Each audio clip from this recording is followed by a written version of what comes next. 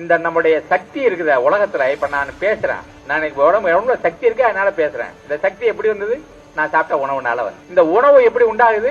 பயிர் செடியில விளையுது. அந்த செடிக்கு எப்படி சக்தி வந்தது? சூரியன்ல இருந்து அதை வாங்கி, அந்த பச்சை இலைகள் சூரியன்ல இருக்கிற சக்தியை வாங்கி அது சர்க்கரையை உண்டு பண்ணி தான் சாப்பிட்டுட்டு மிச்சம் வைக்கிறது, சேமிச்சு வைக்குது. அதான் நாம சாப்பிடறோம், சக்தி இங்க வந்துருக்கு. அப்ப நம்ம உடம்புல இருக்கிற சக்தி எல்லாம் கூட இந்த சூரியன்ல இருந்து வந்த சக்தி தான். அப்படியானா சூரியனோட சக்தி நம்ம நிலத்துக்கு வந்துட்டு திரும்பி போக கூடாது. அது மட்டும் தான் நம்ம தெரிஞ்சுக்கணும். இப்ப நம்ம கண்ணாடிய வெயில் அடிக்கிற நேரத்துல வெளியில பிடிச்சிங்கன்னா வெளிச்சம் வந்து சோத்துல உள்ளுக்குள்ள அடிக்குது, சரிதானா? அது மாதிரி சூரியன்ல இருந்து வர சக்தி பூமியை தொட்டுட்டு திரும்புது பாருங்க, அப்ப அது நெருப்பா மாறிடுது. அப்ப அது செடி வாடுது. நம்ம செடிகள் வாடாம இருக்கணும்னா அந்த சூரியனுடைய சக்தி இந்த பூமியில பட்டு திரும்ப கூடாது. அப்படியானா என்ன பண்ணணும்? நெருக்கமா செடி கொடிகளை வளர்த்து முதல்ல ஆகாயத்தை மூடிடும். எது வேகமா வளருதோ அந்த செடி கொடிகளை பயன்படுத்தணும்.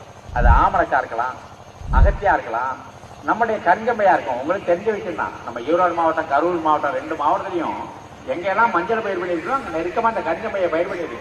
முதல்ல அது வந்து மூடிக்குது, சரிதானா? இந்த மஞ்சளுக்கு இவ்வளவு வெயில் வேண்டியதில்லை. நம்ம தென்னை பயிர் பண்ணிருக்கோம், தென்னையில ஊடு பயிரா மஞ்சளை பயிர் பண்றோம். அப்ப அவ்வளவு வெயில் தேவையில்லை அதுக்கு. அப்ப அந்த வெயில குறைச்சு கொடுத்தாவே இந்த செடி ஆரோக்கியமா இருக்கு, சரிதானா? அது ஒரு விஷயம் தான். ஆனா அந்த செடியில இருக்கிற கரிஞ்சம்பையில இருக்கிற வேர் வந்து காத்துல இருக்கிற நைட்ரஜன் எடுத்து சேர்த்து கொடுக்குது, அதை மஞ்சள் பயன்படுத்திக்குது. அந்த இலையை ஒடிச்சு ஆட்டு கொடுக்குறோம், ஆடு வளர்ந்துக்குது.